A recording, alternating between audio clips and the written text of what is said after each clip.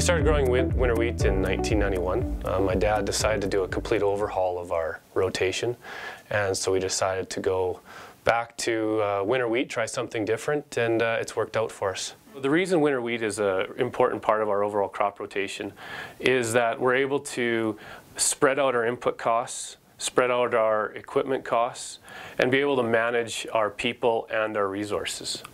It's hard to think about getting your seeder out when you're trying to combine. And I think a lot of producers just getting around that initial mindset is a real challenge for them.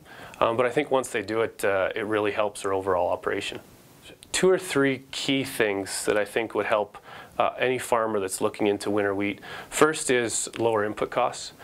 So when you seed winter wheat in the fall, in the spring, it comes up early. It captures that moisture that sometimes we don't have later in the spring, and it's able to compete with those weeds. Number 2 probably would be, I would say, the equipment utilization. So you're able to get more done in the fall, spread out your harvest. You have people that are sitting around, the middle of August looking for things to do. You can start harvesting earlier. Because you have 2 or 3 quarters of winter wheat seeded in the springtime, or in the fall, your spring you have less crop to seed. With winter wheat, we want to treat it just like any other crop. With every other crop, you're looking at that high performance, pour on the juice style mentality. And so you're looking at increased fertilizer. You want to make sure you're putting the right herbicides on. If there's disease, you want to make sure you manage the disease, whether it's with an insecticide or some sort of a nutrient management plan. Because at the end of the day, you want as many bushels as you can at the most quality you can. So high protein, number 1 winter wheat. One of the things with winter wheat is you really have to be prepared for it early on. So with your rotation, a lot of guys, they're tweaking their rotation March, April, like a month, maybe a day before they start the seeder.